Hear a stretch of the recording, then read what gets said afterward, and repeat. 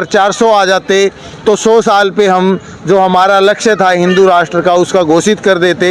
हालांकि आज भी वो देश के संविधान कानून को सबसे ज़्यादा अगर कोई तोड़ता है और संविधान की सबसे ज़्यादा धज्जियां अगर कोई उड़ा रहा है तो आरएसएस बीजेपी है, जो दिखाने के लिए संविधान को मानते हैं। हकीकत में उनके कार्यकर्ताओं ने कल भी गांधी को गालियां दी, उसके ऊपर गोलियां चलाई होंगी बंद कमरों में, और कहने को मतलब सोशल मीडिया तो पटा हुआ था कि नथुराम गोडसे ने सही किया।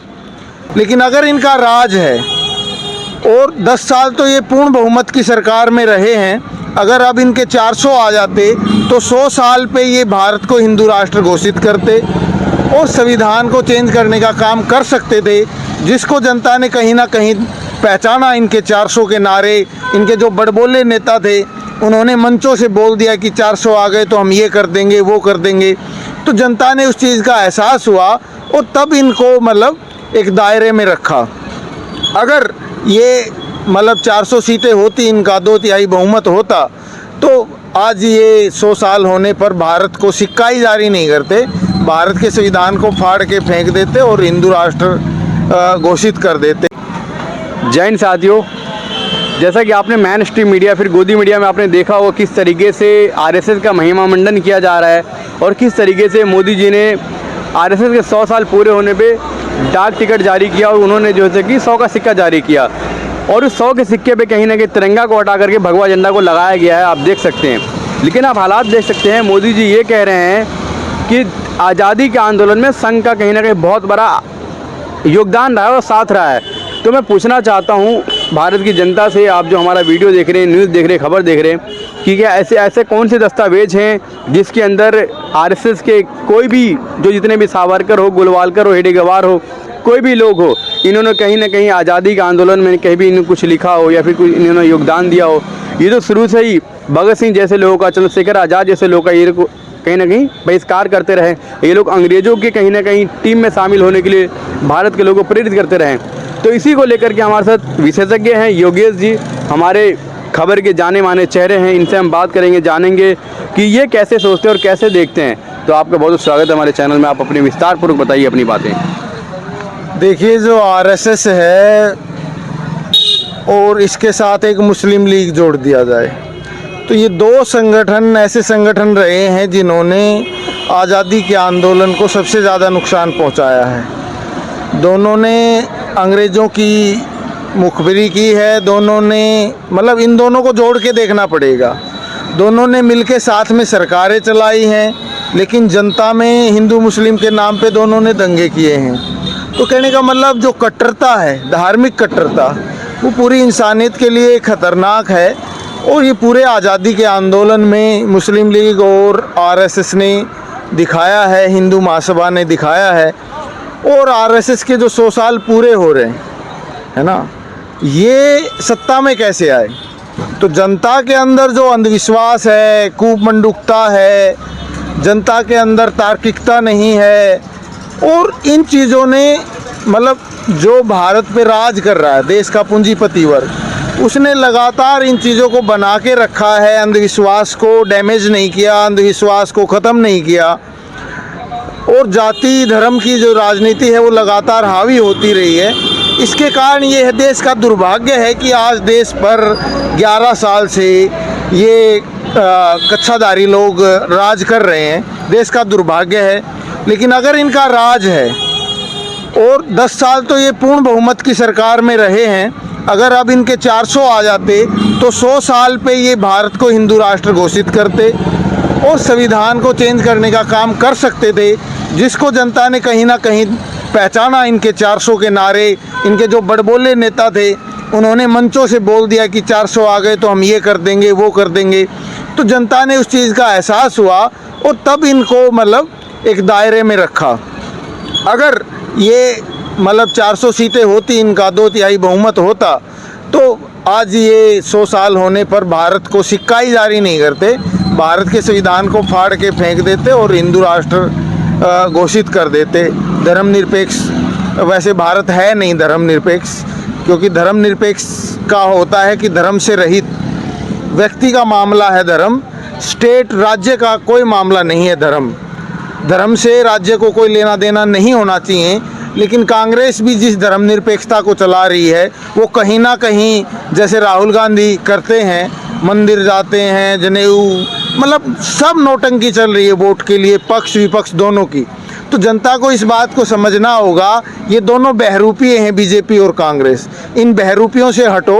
भगत सिंह की जो राजनीति थी, इंकलाब जिंदाबाद की जो राजनीति थी, शोषण को ख़त्म करने की राजनीति थी, जनता को उस तरफ आना पड़ेगा। नेताओं के पिछलग्गू बन के आपका समाधान होने वाला नहीं है। 78 साल में आपने देख लिया।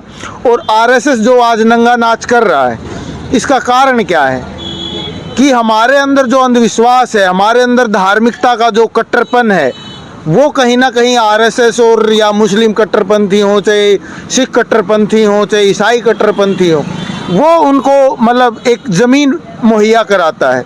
तो यही है, दुर्भाग्य है देश के ऊपर एक छत्र तरीके से ये हिंदू फाशीवादी जो आरएसएस बीजेपी है, ये देश में छाई हुई है। और ये कहेंगे कि जनता के अंदर सही, कल दशहरा था और कल बोलते हैं ना लोग, असत्य पे सत्य की विजय हुई। लेकिन साथियों, सत्य पर असत्य की विजय हो रही है। यहाँ पे देश में हर जगह सच हार रहा है। जैसे ही पढ़ा लिखा इंसान जो सारी चीज़ों को जानता है कि दुनिया में भगवान क्या है क्या नहीं है, गॉड अल्लाह है नहीं है, उसका क्या रोल है, वो आदमी जब पाखंड करता है, सबसे ज़्यादा देश का नुकसान तब होता है जब एक इंजीनियर, एक साइंटिस्ट, एक डॉक्टर जो जानता है, मतलब जर्रे जर्रे को जानता है कि भगवान का कोई रोल नहीं है, 1% रोल नहीं है। हाँ, सिर्फ आदमी के दिल और दिमाग में जो मतलब किसी को वो अपनी समस्या सुनाता है तो उसका मन हल्का होता है, भगवान का सिर्फ ये रोल है। और वो अपने दोस्त को भी समस्या सुनाए और दोस्त भी अगर उस चीज़ को सीरियस ले, उसकी मदद करे, तो इतना ही मामला है, इससे ज़्यादा नहीं है। उसका जो अंधविश्वास है, वो सोचता है मैंने अपना दुखड़ा भगवान गॉड अल्लाह के सामने रो दिया, लेकिन उससे साथियों कुछ होता नहीं। क्योंकि अगर किसी की आमदनी 10,000 है, खर्चा 20,000 है, तो जब तक आमदनी 20,000 नहीं होगी, परिवार आर्थिक क्राइसिस से निकलेगा ही नहीं। तो मैं ये कहना चाहता हूँ कि जनता को अंधविश्वास छोड़ना होगा, तर्क विज्ञान की तरफ जाना होगा। जो चीज़ ज़मीन पे आपको होती हुई नहीं दिख रही है, उसको मत मानिए। उसको परंपरा के नाम पे, धर्म के नाम पे, भगवान के नाम पे उसको बिल्कुल मत मानिए, अगर वो चीज़ ज़मीन पे होती हुई नहीं दिख रही है। तो मैं यही कहना चाहूँगा, आज देश के बुरे दिन है कि 100 साल सत्ता में बैठ के आरएसएस मना रहा है, सिक्का जारी कर रहा है, और सिक्के में भी वो मतलब अपनी मंशा जाहिर कर रहा है कि, और मतलब कहीं ना कहीं उनको पश्चाताप ही है, अगर 400 आ जाते तो 100 साल पे हम जो हमारा लक्ष्य था हिंदू राष्ट्र का, उसका घोषित कर देते। हालांकि आज भी वो देश के संविधान कानून को सबसे ज़्यादा अगर कोई तोड़ता है और संविधान की सबसे ज़्यादा धज्जियाँ अगर कोई उड़ा रहा है तो आरएसएस बीजेपी है, जो दिखाने के लिए संविधान को मानते हैं। हकीकत में उनके कार्यकर्ताओं ने कल भी गांधी को गालियां दी, उसके ऊपर गोलियां चलाई होंगी बंद कमरों में, और कहने को मतलब सोशल मीडिया तो पटा हुआ था कि नथुराम गोडसे ने सही किया। कहने का यहाँ तक है कि जो संविधान में जो चीज़ चल नहीं सकती, उसके कार्यकर्ता सरेआम बोलते हैं कि जो नथुराम ने गांधी को मारा वो सही किया। और जो ये सिस्टम है, ये तथाकथित सिस्टम है, लोकतंत्र है, ये उनका बाल भी बाका नहीं कर पा रहा है। लेकिन नाथूराम गोडसे को पूजने वाले लोग, ये तो वही लोग हैं जो अंग्रेज़ों के तलवे चाटते थे, अंग्रेज़ों के कहने के साथ रहते थे, अंग्रेज़ों की टीम में बोलते थे भर्ती हो जाओ। जो ये वही लोग हैं जो कहीं ना कहीं चंद्रशेखर आज़ाद को और भगत सिंह जैसे लोगों को आक्रांता बताते थे अंग्रेज़ों के सामने।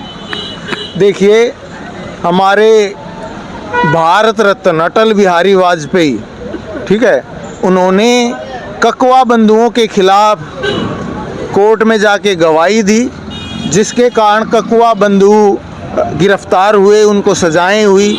तो आरएसएस और बीजेपी का जो इतिहास है वो गद्दारी का है। 100 साल का जो उनका इतिहास है वो देश से गद्दारी का है।